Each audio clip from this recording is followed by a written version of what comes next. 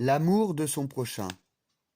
Aimons-nous les uns les autres, et ne faisons jamais à autrui ce que nous ne voudrions pas qu'il nous fût fait à nous-mêmes. Ce précepte évangélique, qui n'est guère appliqué, quoiqu'il soit connu de chacun de nous, n'aurait pas besoin d'être commenté pour être suffisamment compris.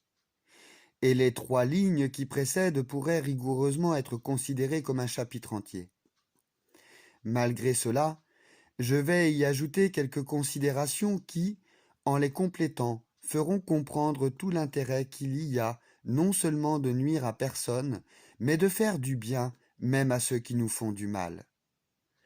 Celui qui aime ses semblables et ne leur fait jamais ce qu'il ne voudrait qu'on lui fît, possède naturellement l'influence personnelle à un degré plus ou moins élevé. Il donne de la bonté, et conformément aux lois psychiques exposées dans la première partie, il reçoit de la bonté sous différentes formes et ne saurait rien recevoir de mauvais. En thèse générale, plus il dépense de bonté, à la condition que cette dépense soit faite avec un désintéressement absolu, plus il reçoit. S'il en est ainsi, dans une très large mesure, travailler pour les autres, être bon pour eux, c'est travailler dans son propre intérêt, tandis qu'être méchant pour les autres, c'est être méchant pour soi. Leur faire du mal, c'est s'en faire à soi-même. Il n'est pas nécessaire de posséder une haute indulgence ou intelligence, d'avoir une instruction classique très développée, et même d'être bien éduqué, dans le sens propre du mot, pour comprendre cette vérité, qui est à la portée de chacun de nous. Il est donc indispensable que tous ceux qui veulent être plus heureux deviennent meilleurs. Nous devons penser souvent au bien qu'on nous a fait et faire tout notre possible pour oublier le mal, les offenses, les tracasseries dont nous avons été victimes. Si nous pensons, malgré nous, au mal qu'on a pu nous faire, il est de toute nécessité de ne pas songer à la vengeance et de n'envoyer à l'offenseur que des pensées de paix et des souhaits de bonheur. Mulford, que l'on peut considérer comme un grand moraliste, nous en donne la raison en ces termes dans son remarquable ouvrage « Les lois du succès ». Lorsqu'on émet des pensées de tourment, d'irritation, de haine ou de tristesse, on met en œuvre des forces nuisibles, à la fois au corps et à l'esprit. La faculté d'oublier implique celle de chasser les pensées déplaisantes et pénibles et de les remplacer par un élément profitable destiné à édifier au lieu de détruire. La nature des pensées que nous émettons influe favorablement ou défavorablement sur nos affaires et influence les autres en notre faveur ou contre nous. C'est une force que les autres ressentent agréablement ou désagréablement, leur inspirant confiance ou méfiance. C'est un sage égoïsme que de travailler pour les autres en même temps que pour nous-mêmes, parce que nous sommes tous unis en esprit.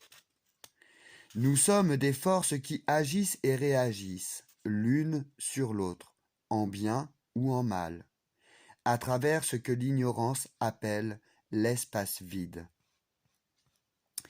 Il existe des nerfs invisibles reliant les uns aux autres les hommes et les êtres.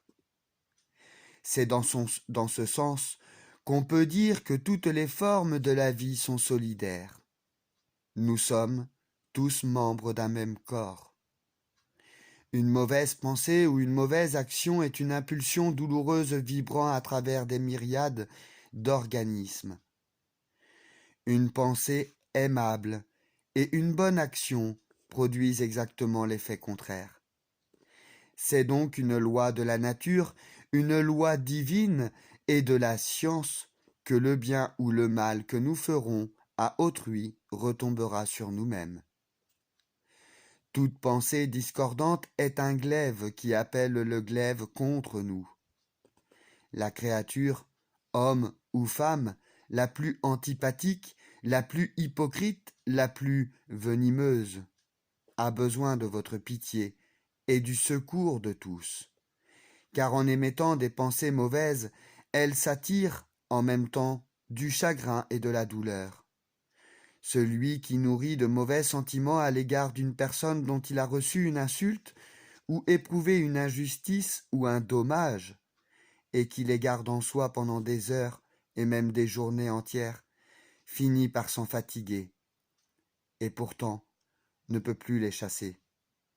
Ses pensées l'ennuient, le fatiguent et l'affaiblissent, et il ne peut s'empêcher de les ressasser. Ceci provient de ce qu'on a attiré sur soi la pensée hostile de l'autre personne. Elle pense de vous ce que vous pensez d'elle, et vous envoie une vague de pensées hostiles. C'est ainsi que l'un et l'autre vous donnez et recevez les coups d'une force invisible, et si cette guerre silencieuse se produit pendant plusieurs semaines, les deux adversaires s'en ressentent. Donc, s'efforcer d'oublier ses ennemis et ne diriger vers eux que des pensées de paix est un acte protecteur, tout comme étendre la main pour parer un coup. La persistance de la pensée bienveillante détourne les mauvaises intentions et les rend inoffensives. L'injonction de Jésus-Christ de faire du bien à nos ennemis est basée sur une loi naturelle. Cela indique que la bienveillance l'emporte sur la malveillance et qu'elle en détourne les mauvais effets. Il ne faut donc avoir, même pour ses ennemis, que de bonnes dispositions et des pensées d'amour. La haine, continue le même auteur, c'est simplement de la force des pensées à se mettre soi-même en pièces, car la haine est une force destructive. Le bon vouloir envers tous est constructeur. Il rend de plus en plus fort. La haine abat. La bonne volonté envers tous attire de tous ceux avec lesquels on entre en contact des éléments salutaires et édificateurs. Si vous pouviez voir les éléments actifs volant d'eux à vous dans leur sympathie pour vous, ils vous paraîtraient comme de fins ruisselets de vie. Au contraire, les éléments haineux que vous pouvez exciter chez les autres apparaîtraient s'élancer vers vous sous la forme de sombres rayons d'une substance nuisible et venimeuse. En envoyant à celui qui vous déteste une pensée de haine, on ne fait qu'accroître la puissance de cet élément, parce que ces deux éléments opposés et dangereux se rencontrent et se mêlent, agissent et réagissent sur ceux qui les ont émis, alimentent sans cesse leur force de combativité jusqu'à ce que l'un et l'autre soient épuisés. L'intérêt seul devrait empêcher les gens de se haïr. Celui qui est mauvais, qui n'aime personne et qui déteste beaucoup de monde, peut-il changer ce sentiment et devenir bon et aimant? Oui, il le peut, en y mettant de la bonne volonté, de la patience et du temps, car les qualités morales peuvent, comme la force musculaire, être développées par un exercice spécial, régulièrement suivi. Le roi Berryer s'exprime à ce sujet ainsi qu'il suit dans son magnétisme personnel en traitant de l'amour et de la bonté. Laissez fréquemment, dit-il, l'amour et la bonté se manifester dans vos pensées, dans vos paroles, dans vos actes, et ces capacités grandiront. Faites intervenir votre volonté et appliquez-vous à aimer tout ce qui vous entoure. Quand vous serrez la main d'une personne, ayez le sentiment que l'amour et la bonté affluent vers cette étreinte, émanant de votre être. Persévérez, et votre pouvoir d'aimer grandira. Envisagez et recherchez tout ce qui est bon et aimable chez autrui, et votre amour se développera. Si vous désirez attirer les choses inanimées, aimez-les si ardemment que votre amour réagira sur vous-même. et aimez-les d'un tel élan que vous ferez connaître votre amour à ceux qui sont autour de vous. Aimez un idéal avec assez de force pour le réaliser. L'amour est une force puissante, s'est dit Mulford, un élément aussi réel que l'air et que l'eau. C'est une force active, toujours en mouvement, vivante, et dans ce monde dans lequel nous travaillons, elle se meut comme les vagues de la mer et en courants semblables à ceux de l'océan, quoique nos sens ne l'aperçoivent pas. La cause du mal que nous éprouvons est en nous et non pas hors de nous. Annie Besant l'explique ainsi. Le mal qui nous vient de l'extérieur n'est que la réaction de ce qu'il y a en nous d'agressif. Nous sommes les ennemis des autres, voilà pourquoi ils sont à leur tour nos ennemis. Nous allons par le monde infligeant le mal, voilà pourquoi les êtres vivants nous font le mal en retour. Nous, qui devrions aimer tous les êtres, nous promenons partout la destruction, la tyrannie et la haine, recherchant nos semblables pour les tyranniser et non pour les former. Et nous sommes surpris que les créatures vivantes fuient, que dans le monde nous soyons accueillis par la crainte des faibles, par la haine des forts. Nous ignorons dans notre aveuglement que toute la haine du monde extérieur est le reflet du mal qui est en nous, et que, pour le cœur aimant, il n'est rien de plus haïssable.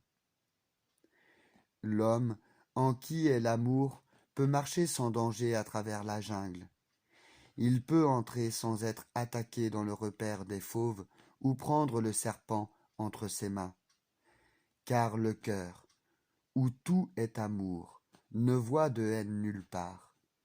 L'amour qui envoie ses rayons dans le monde et attire à lui toutes choses pour les servir et non pour leur faire du mal, éveille en toutes choses, par cette attraction, l'amour et non la haine. Voilà pourquoi le tigre se roule, en ami, au pied du yogi, au pied du saint.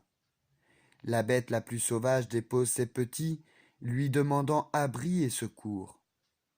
Voilà pourquoi tous les êtres vivants viennent à l'homme qui aime, car tous sont d'origine divine.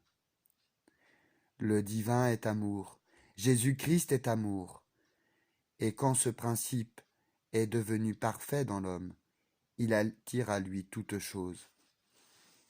Aimez, donc, la nature entière, de tout votre cœur, aimez vos semblables, aimez les animaux, les arbres, les forêts, les montagnes, les vagues de la mer.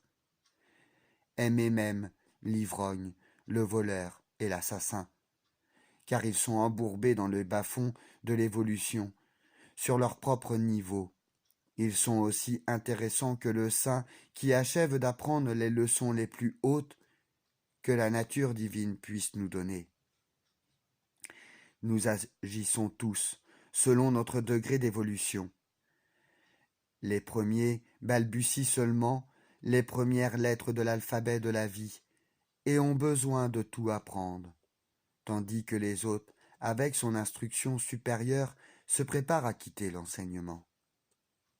Il n'est peut-être pas très facile à ceux qui ont tendance à rendre œil pour œil, dent pour dent, d'envoyer des pensées bienveillantes à ceux qui leur font du mal. Mais il n'y a qu'une habitude à prendre, et les moins évolués d'entre nous pourront l'apprendre avec d'autant plus de facilité qu'ils comprendront mieux qu'ils seront les premiers à en profiter. S'ils éprouvaient quelques difficultés pour prendre cette habitude, les exercices que je vous indiquerai surtout sur la concentration, la méditation, l'autosuggestion, la cohérence cardiaque, le biofeedback de cohérence cardiaque et émotionnelle, le magnétisme spirituel, permettent de vaincre les derniers obstacles. En attendant que tous ceux qui veulent s'élever sur l'échelle de la perfection pour acquérir une influence personnelle, une influence divine, accompagnée de la puissance de notre Créateur, notre Dieu, n'oublie pas un seul instant cette vérité pratique. Aimons ceux qui nous détestent et faisons du bien à ceux qui nous font du mal. Je vous remercie d'avoir visionné cette vidéo. Puisse le Christ et toutes les puissances divines, tous les êtres de lumière, vous accompagner et vous guider dans votre chemin de vie.